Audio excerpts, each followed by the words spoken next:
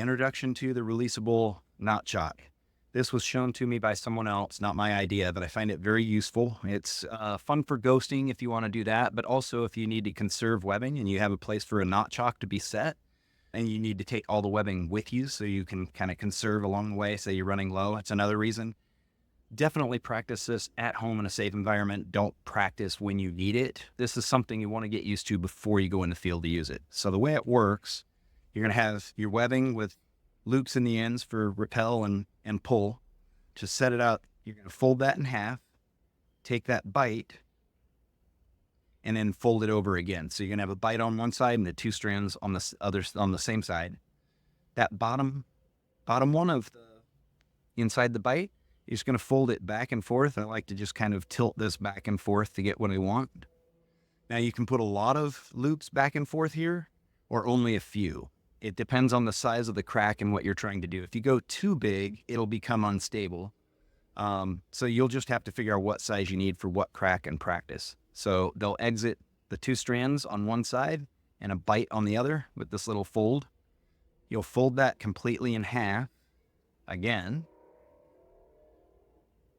Now all your folds, you got a bite over here. This strand is going up into the center. And this strand is coming up and over the entire knot. So for just a quick view of what that looks like laid out so you can kind of see how that is. You've got the bite on the outside, goes all the way up and around. One side of that bite is your rappel strand, and your pull strand is the one coming up into the center. So you have all that folded. You'll need to put that in a crack. It's one of the caveats for this rigging system is this crack needs to be big enough for all four of these webbing strands to fit through. It can't be just for one because you need all four to go through the crack. You'll wedge it into the crack and kind of get it set the way you want it. When you go to pull this and set it, this whole system can kind of contort and want to like undo itself until it gets cinched in really tight. Then it's solid. So what you're going to do is you're going to take the rappel strand, which again is the one that's coming out and goes all the way around the outside of the knot. So when you're pulling on that, if you'll notice, it tries to bunch. When you pull that in, you're going to want to hold this with your hand just to kind of keep it in place. And if you can, there you go, you can see that kind of starting to constrict up.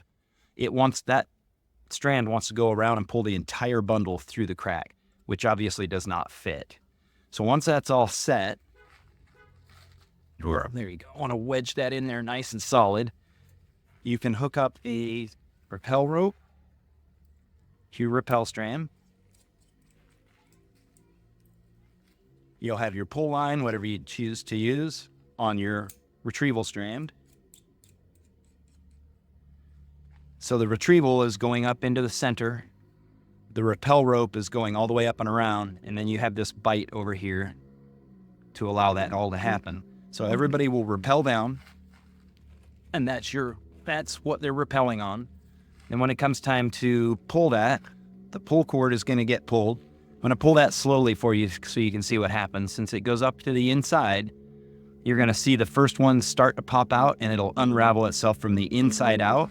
It'll be kind of hard to pull at first, and then it just pulls very smooth and butter. See that beginning to unravel?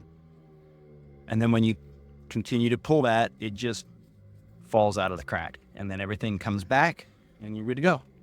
So that's the releasable knot chock. Hope it does you some good. Sure to practice first.